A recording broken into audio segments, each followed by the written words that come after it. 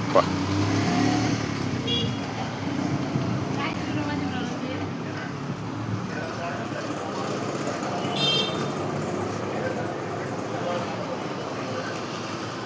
கொஞ்சம் ஒரு 10 கடை பார்க்குற வரைக்கும் கொஞ்சம் கஷ்டமாக இருக்கும்.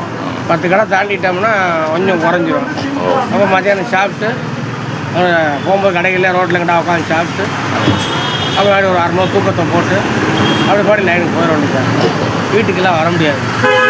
எங்கிட்ட ரோட்டில் உட்காந்து சாப்பிட்டு எங்கிட்ட சாப்பிட்டா தூங்கி கிடந்து போய் சாப்பாடெலாம் எடுத்துக்கிட்டேன். கடுமையாக உழைக்கிறீங்க.